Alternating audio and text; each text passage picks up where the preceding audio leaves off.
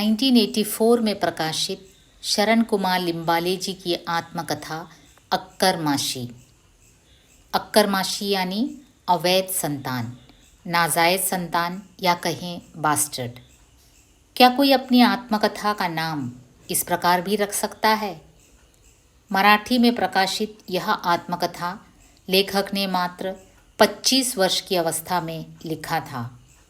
पाठक फिर हैरान, भाई आत्मकथा तो उस समय लिखा जाता है जब आदमी ने अपनी जिंदगानी जी ली हो। आत्मकथा के प्रकाशित होते ही इस प्रकार के अनेकों सवालों ने लेखक को घेर लिया। आज अक्कर माशी सबसे चर्चित, सबसे अधिक भाषाओं में अनुदित आत्मकथा है। ऐसा क्यों? खुद ही देख लीजिए। उस दिन स्कूल के अधिकांश बच्चे वन भोजन की तैयारी से स्कूल आए थे, पर दलित बस्ती के हम कुछ बच्चे कंधे पर स्कूली थैला लटकाए स्कूल गए थे। वहाँ जाने पर गुरुजी ने कहा, जाओ रोटियां बांध कर ले आओ, वन भोजन जाना है। छुट्टी की खुशी में हम बैलों की तरह दौड़ते भागते हुए घर की ओर लपके। चटनी रोटी बांधकर हम भी उन बच्चों में शामिल हुए जो शिक्षक के निर्देशानुसार कतार में खड़े हो रहे थे। उसी समय जनामाए हाथ में छड़ी लेकर वहां आई। संगू को कतार से बाहर निकालते हुए पीटने लगी। संगू रोने लगा। वह हमारे साथ वन भोजन के लिए जाना चाह रहा था, पर जनामाए उसे कतार से बाहर खींचने लगी। जनामाए किसी की सुन नहीं रही थी। उसे पीटते हुए वह कह रही थी, संज्ञा चुपचाप मेरे साथ चल, नहीं तो लातों का प्रसाद दूंगी। तेरा बाप भूखा ही मजदूरी को गया है, उसे रोटी पहुंचानी है। तू अगर नहीं जाएगा तो वह दिन भर भूखा ही रहेगा, और जानता है आगे क्या होगा? रात में वापसी पर वह सारा गुस्सा तुझ पर निकालेगा, तेरी बोटियां काटेगा। इसलिए कह रही हूँ चुपचाप चल।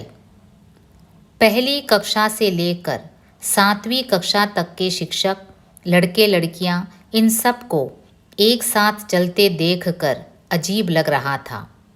उपलियां चुनने आई औरतें बड़े अचंभे से हम सबको देख रही थी। मैं बड़े उत्साह से चल रहा था। मौलिया नाम का मेरा एक पुराना दोस्त पशुओं की देखभाल कर रहा था। उस समय हम सबको चलते देख उसकी छटपटाहट को मैं आज अनुभव कर रहा हूँ। मौलिया मेरी ही तरह रोज़ स्कूल आता था, परंतु उसके पिता ने उसे स्कूल से निकाल लिया तथा पशुओं की देखभाल पर लगा दिया था, अर्थात नौकरी पर लगा दिया। इतनी छोटी उम्र में ही मौलिया नौकरी कर रहा था। रोज़ 2 बार भोजन तथा प्रतिवर्ष 100 रुपये उसका वेतन था। उस वर्ष मौलिया की माँ के पास पहनने के लिए धोती भी नहीं थी। घर में हमेशा भूखा सोना पड़ता था। उसकी इस नौकरी से उसके पेट का बोझ घर वालों पर से हट गया था। एक के पेट की चिंता मिट गई थी और फिर सालाना 100 रुपये मिलने वाले थे। उन पैसों से परिवार वालों के लिए कपड़े खरीदे जाने वाले थे।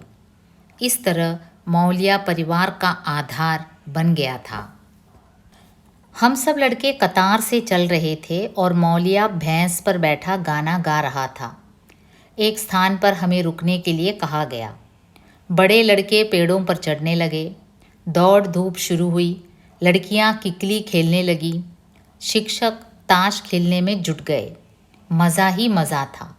मैं छोटा था, दूर बैठा सब कुछ देख रहा था। बनियों तथा ब्राह्मणों के लड़के कबड्डी खेल रहे थे। हम अछूत बच्चे उनसे अलग थलग ही बैठे थे। मल्लिया, मारतिया, ऊंबिया, परशिया, चंदिया आदि छूना पानी का खेल शुरू कर चुके थे। दलितों का खेल अलग, सवर्णों का खेल अलग। 2-2 खेल 2-2 आंधियों की तरह। थोड़ी देर बाद खाना शुरू हुआ। बनिए ब्राह्मण, मारवाड़ी, मुसलमान, सुनार, ठाकुर, जाट आदि जमात के 100 लड़के, शिक्षक और लड़कियां बरगद के विशाल पेड़ के नीचे खाने के लिए बैठ गए, गोलाकार में। और हम अछूत बच्चे एक अलग पेड़ के नीचे।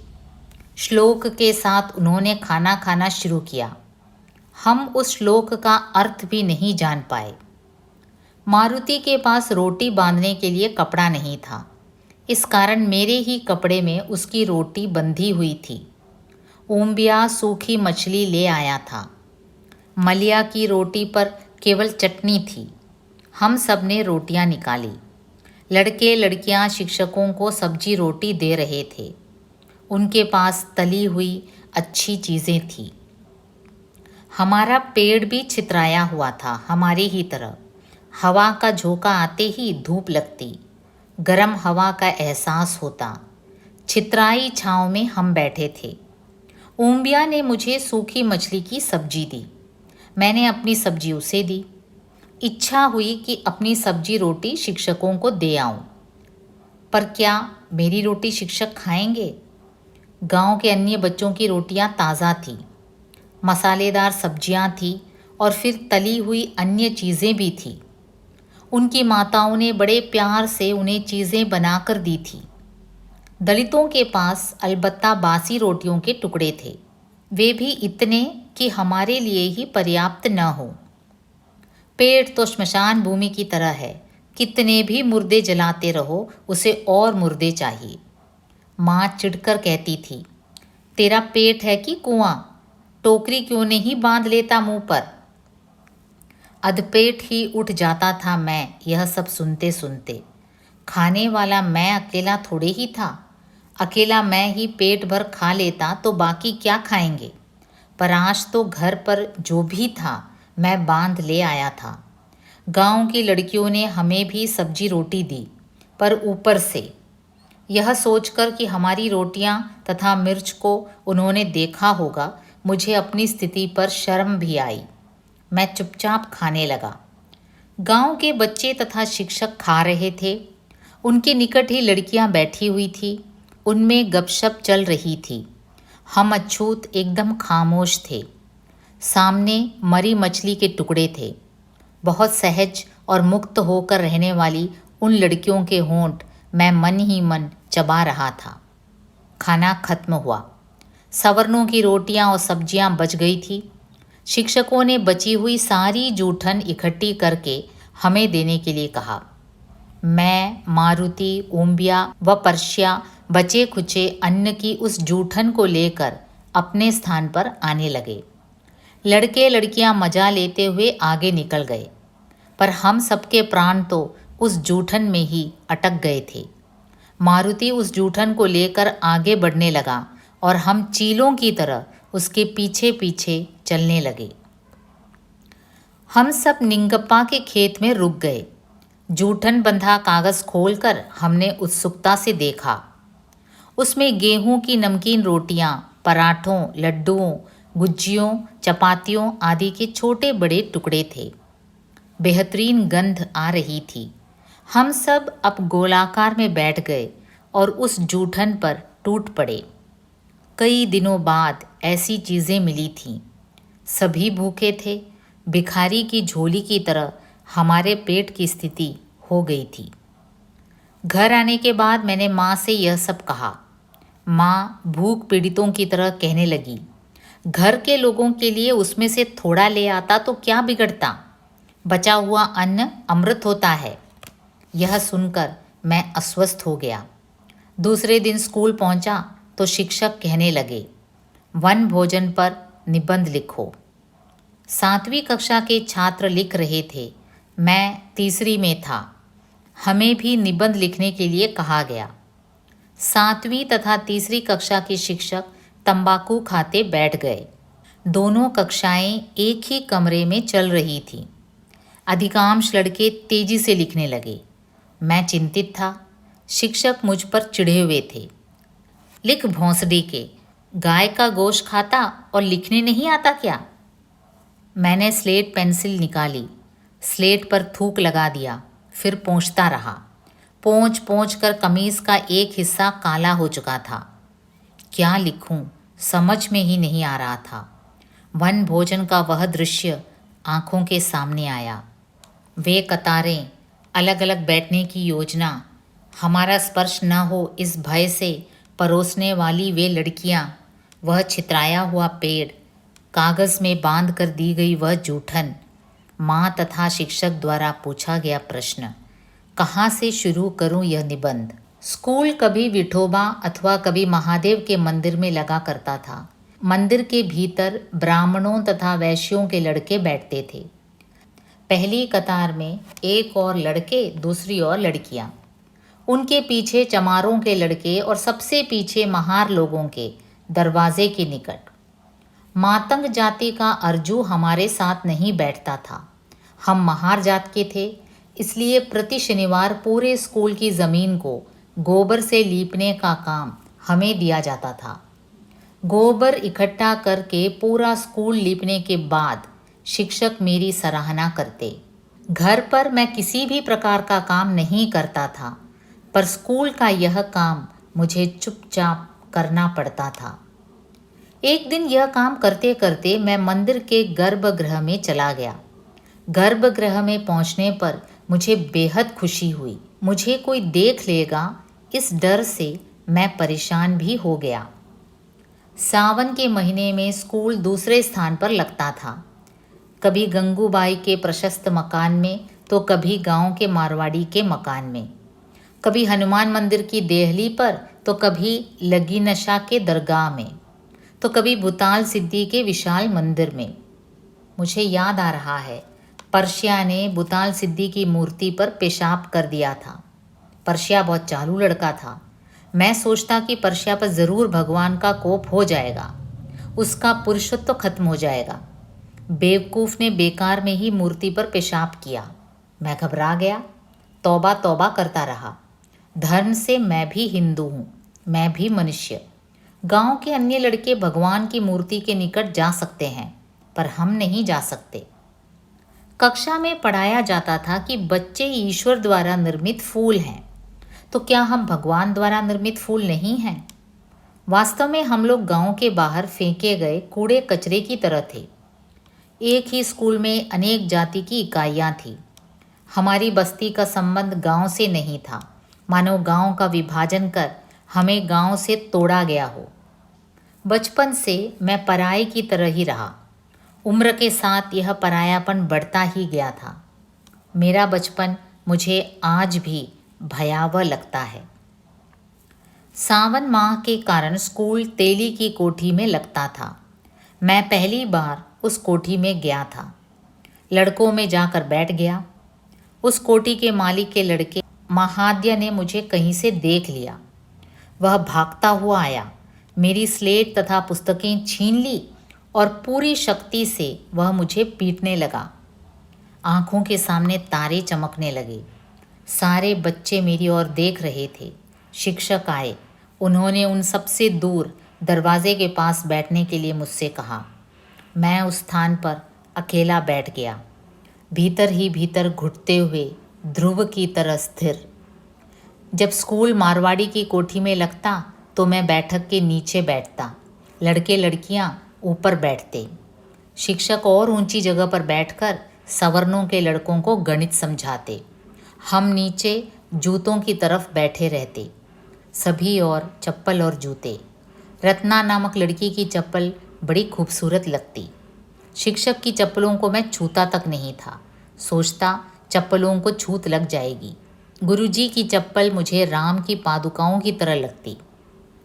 मुख्य गांव क्या होता है बचपन में मुझे मालूम ही नहीं था। महारों की बस्ती में ही खेलता था, वहीं बड़ा हो रहा था। कचरे का ढेर, कुत्ते, सूअर तथा झोंपड़ी, ये ही संगी साथी थे। जगन्नाथ पाटिल के घोड़े पर दिन भर खेला करता। पहली बार जब मैंने स्कूल देखा था वह दिन आज भी मुझे याद है। छोटे छोटे बच्चों से भरा हुआ कमरा। मैंने पहली बार कुर्सी देखी, ब्लैक बोर्ड देखा, गुरुजी को देखा, छड़ी देखी। मुझे गुरुजी की छड़ी के प्रति अद्भुत उत्सुकता थी। सही अर्थों में मेरी पढ़ाई तीसरी से शुरू हुई। 2 साल तक तो शिक्षकों ने मुझे कागज़ पर ही उत्तीर्ण किया था। मुझे इसका कुछ भी पता नहीं था। शिक्षक बुलाने आते तो मैं भाग जाता, छिप कर बैठता। आज लगता है कि हम लोग, मैं, पर्शिया तथा ओम्बिया काफ़ी चालू थे। शिक्षक को देखते ही हमें शरारत सूझती। शिक्षक शिक्षक तू कितना, बच्चे भागे पकड़ लवड़ा, चिल्लाते हुए हम तीनों दौड़ने लगते। हम उम्र लड़कों के साथ मैं पहले दिन स्कूल गया था। मल्लिया, मारलिया तथा नीलिया जहाँ बैठते वहीं पर मैं भी जा बैठा। उस दिन मुझे ज़ोर से पेशाब लगी थी, पर शिक्षक से पूछूं कैसे? शिक्षक मुझसे काफ़ी दूर थे। उन्हें पास बुलाने की हिम्मत भी नहीं थी। पेशाब के लिए जाना हो तो अपनी छोटी उंगली अलग से दिखलानी पड़ती है। यह मुझे उन दिनों मालूम नहीं था। मेरी गोदावरी वहीं पर प्रकट हो गई। पेशाब निक्कर से बाहर निकलने लगी। बच्चे चिल्ला उठे। मैं घबरा गया। शिक्षक ने मुझे कक्षा से निकाल बाहर किया। गीले निक्कर से मैं घर आया। बाद में 2 दिन तक मैं स्कूल नहीं गया। निक्कर का मतलब आज के अंडरवियर, बहुत हल्के दर्जे के सूती कपड़े से बने। 7वीं कक्षा तक ऐसे ही कपड़े के निक्कर पहनता था, वे भी फटे हुए। माँ ने पीछे से पैबंद लगा दिए थे, वह भी फटकर जब उपस्थ दिखाई देता तो मैं कमर पर तौलिया लपेट लेता। पेशाब की छुट्टी हुई कि बच्चे छेड़ते, कंकड़ मारते, महार महार कहकर चिल्लाते। मैं बेहद परेशान हो जाता। एक दिन गांव के बच्चों ने मुझे बिना मतलब के घेर लिया। मेरा साथी नीलिया भाग खड़ा हुआ। बच्चे आवारा बैल की तरह धीरे धीरे आगे बढ़ने लगे। मैं बेहद परेशान हो गया। लगा कि आकाश ही शरीर पर गिर रहा है। राम जलकोटे नामक एक सवर्ण लड़के ने मुझे ज़ोर से थप्पड़ लगा दिया। मैं रोने लगा। वे सब भाग गए। बाद के दिनों में जब कभी राम को देखता तो थरथराने लगता। 15 अगस्त तथा 26 जनवरी को प्रभात फेरी निकलती। सभी बच्चे स्कूली वर्दी में आते। मैं अलबत्ता निक्कर में शर्ट खोस लेता। प्रभात फेरी केवल गांव में ही घूमती थी। मुझे लगता वे सब मेरी बस्ती में भी आएं। मेरी बस्ती के लड़के मुझे इस प्रभात फेरी में देख लें, ऐसी इच्छा होती। शिक्षक हमें कतारों में ले जाते। कतार में चलते तथा नारे लगाते हुए देखकर मेरी नानी उल्लसित हो उठती। उनका हृदय भर आता।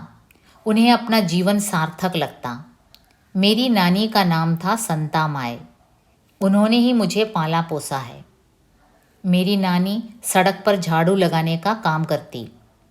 15 अगस्त या 26 जनवरी को झाड़ू लगाते हुए मुझे वह दिखती। उन्हें देखकर मुझे होश आता और मैं ज़ोर से नारे लगाता। मुझे देखकर वह हंसती, बहुत उत्साह से झाड़ू लगाती। घर लौटने पर वह मुझे वात्सल्य से चूमती। उनके मुंह से दुर्गंध आती। मिस्सी लगाने के कारण उनके दांत काले दिखते। स्कूल छूटने पर हम लोग नदी के किनारे खाना खाने जाते। रेत में बैठकर खाते, नदी में तैरते। नदी के ऊपरी घाट पर सवर्ण पानी भरते। उनकी औरतें कपड़े धोती। नदी के निचले घाट पर धनगर व कुंभी पानी भरते, नहाते, कपड़े धोते, अपने जानवरों को नहलाते। उसके और निचले घाट से हम लोगों को पानी लेना पड़ता, नहाना तथा कपड़े धोने पड़ते। ऊपर के दोनों हिस्सों का गंदा पानी हमारे हिस्से में आता। हम उनके घाट पर जा नहीं सकते थे। एक दिन मैं नदी के बीच पानी में खड़े होकर पानी पी रहा था। किसी माँ ने अपने छोटे बच्चे का मैले से भरा कपड़ा शायद धोया था। उसी मैले का सैलाब मेरे नज़दीक आ रहा था। उबकियाँ आई, पर कहूँ किससे? और फिर जल से अधिक पवित्र कौन सी वस्तु है? सवर्णों के घाट से आए गंदे पानी को हम लोग पचा रहे थे। गांव के समृद्ध लोगों के घरों में जब शादियां होती हम बेहद खुश हो जाते। समृद्ध लोग सारे गांव को भोजन का न्योता देते, किंतु सभी के निबटने के बाद आखिर में हमारी बस्ती को बुलावा आता। इस प्रकार की शादियों में मैं और मेरे मित्र दिन भर उस घर के आसपास ही मंडराते, मंडवा देखते, बाजा सुनते, लाउडस्पीकर पर बजते गाने सुनते, सजी धजी लड़कियां देखते, बेहतरीन भोजन की सुगंध सूंघने को मिलती। हम छोटे छोटे बच्चे दिन भर मंडवे तले मंडराते रहते। बाजा बजने लगता कि नाचने कूदने लगते। इस बीच अचानक उस घर वालों में से कोई व्यक्ति आकर हमें वहाँ से भगा देता। थोड़ी देर के लिए हम भाग जाते, किंतु धीरे धीरे फिर इकट्ठे होने लगते। शादी धूमधाम से होती, रिश्तेदारों को भोजन करवाया जाता और हम लोग बाहर भूख निगलते हुए खड़े रहते। कतार पर कतारें बैठती, उनकी आवाज़ हमें सुनाई देती। उस घर का कोई प्रौढ़ व्यक्ति गंभीर आवाज़ में पूछता, सबको परोसा गया है ना? लजाइए नहीं, आराम से खाइए। परोसने वाले कतारों के पास से आवाज़ देते हुए गुजरते। सब्जी, खीर। कोई पूछता, चपाती चाहिए, घी लीजिए। हम सब इन आवाज़ों को सुनते तथा भूख से बेहाल हो जाते। पेट कान तक आ जाते, पेट कान बन जाते, पेट कतार के आदमी हो जाते। आरंभ में भगवान ने आदमी को एक ही पेट दिया था। आदमी खाने पीने लगा, बड़ा मज़ा आने लगा। क्या खाएं और क्या नहीं, ऐसी उसकी स्थिति हो गई। खाने को बहुत था पर पेट एक ही था। आदमी परेशान हो गया। उसने सोचा, खाने के लिए तो भगवान ने बहुत सी चीज़ें बनाई हैं, पर पेट तो एक ही दिया है। इस कारण वह फिर ईश्वर के पास गया और कहने लगा, भगवान, मुझे एक ही पेट देकर तुमने गलती की। मुझे तो बहुत खाना है, बहुत पीना है। 2 पेट दोगे तो बड़ी मेहरबानी होगी। ईश्वर ने उसे समझाया, बेटे तू जा और पहले इस एक पेट की भूख को शांत कर, फिर मेरे पास आ, तब तुझे दूसरा पेट दूंगा, ज़रूर दूंगा। उस दिन से आदमी इस एक पेट की तृप्ति में लगा है। अब उसे इस पेट को भी भरना मुश्किल हो गया है। वह अब अधपेट रहने लगा है। भूख के कारण खुद को बेचने लगा है। भूख के कारण ही औरत वैश्या बनने लगी और पुरुष चोरी करने लगा है। भूख आदमी से सभी प्रकार के काम करवा लेती है। वह मैला निकालने और ढोने लगा है। अब उसे महसूस होने लगा कि ईश्वर ने पेट देकर गलती की है। मुझे भी हमेशा ऐसा ही लगता। शादी के घरों के सम्मुख मैं भूखा पेट लिए खड़ा होता, बस्ती के लिए कब बुलावा आएगा इसकी प्रतीक्षा करते हुए। शादी के घर का निमंत्रण लेकर महार बस्ती में आता, खाने चलो की आवाज़ देता, पूरी बस्ती निकलती। उस दिन सभी का चूल्हा बंद होता था, सबके सब निकलते। पहले औरतों को परोसा जाता, औरतें अपने बच्चों को लेकर निकलती। जत्था का जत्था शादी वाले घर की ओर निकलता। मेरी माँ कभी किसी पंगत में नहीं बैठी, किसी के न्योते पर नहीं गई। मैं अपनी नानी संतामाई के साथ खाने जाता, साथ में बहनें भी होती। मेरे पिता नहीं हैं, मैं किसी के भी साथ हो लेता। शर्ट के नीचे थाली छिपा ले जाता। थाली में खीर परोसी जाती, छोटे बच्चों को कम ही परोसा जाता। मैं झट से शुरू कर देता, बहुत तेज़ी से थाली खाली कर देता, फिर परोसवा लेता। माँ घर में भूखी रहती, इतना बेहतरीन भोजन घर ले जाने की इच्छा होती। पंगत उठने के बाद बची खीर की थाली लेकर घर की ओर निकलता। खुशी होती, पर एक बार भीमापा ने खीर से भरी हुई मेरी थाली खींच ली, मिट्टी में फेंक दी। वह मुझे पीटने लगा, इतना अधिक क्यों परोसवा लेते हो, चोरी करते हो? फिर किसी के न्योते में दिखाई दिया तो देख लूँगा। इनकी जाति ही गंदी है, साले खाते हैं और घर भी ले जाते हैं। मैं रोते हुए घर आया। भीमापा चौकस होकर औरों की ओर भी देखने लगा था। खीर ले जाने वालों को रोक रहा था, गालियां दे रहा था। उनमें मेरी बहन नागी भी थी। मैं खाली थाली लेकर आया, पर संतामाए बहुत चालबाजी से थोड़ी सी खीर ले ही आई। चोरी की उस खीर को हम दूसरे दिन खा लेते। खीर खट्टी मीठी लगती थी। संतामाए ऐसी खीर में पानी और गुड़ डालकर गरम करती तथा हमें परोसती। कभी कभी संतामाए को शादी के घर में ही बुहारने लीपने का काम मिल जाता, तब तो बहुत सी खीर मिल जाती। खाकर भी खीर जब बच जाती तब वह उसके बड़े बनाती, मतलब खीर को छोटे छोटे गोलाकार में सूखने को रखती। सूखने के बाद वह उसे कहीं सुरक्षित रख देती। जब भूख लगती तब हम उन्हें इमली के बीज की तरह चूसने बैठते। एक बार ऐसा ही ग्राम भोज था। संता माँ तथा मेरी बहनें खाकर आ गई। चोरी से खीर भी ला चुकी थी। मैं खीर मांग रहा था। माँ कह रही थी, थाली लेकर वहाँ खाने जाना। पर मुझे अब इस तरह गांव में थाली लेकर जाने में संकोच हो रहा था। इस स्थिति में स्कूल के सहपाठी मुझे देख लें तो बाद में वे चिढ़ाएंगे। रास्ते में कक्षा की लड़कियों के घर भी हैं। उनके घर पर से गुजरते हुए चोर होने का एहसास होता। मेरी इच्छा ही नहीं होती। माँ जाने के लिए कहती, गालियाँ देती, थाली देकर बाहर निकालती, कहती, घर में खाने के लिए क्या है, जा खा कर आ। इज्जत, संकोच, लज्जा की बात तू बहुत कर रहा है। मैं खाने के लिए कहाँ से ला दूँ? मेरी जान लिए बगैर शायद तुझे तसल्ली नहीं मिलेगी। मैं चुपचाप निकलता, थाली कमीज़ के नीचे छिपा लेता। जितना परोसते उतना खाता, मांगता नहीं। हम लोगों को खाना दिया जाता था, पर पानी कभी नहीं। पानी के लिए घर आना पड़ता था। घर आने के बाद माँ की गालियाँ सुननी पड़ती। खीर क्यों नहीं लाया? झूठन से भरी थाली लिए मैं चुपचाप सुनता रहता।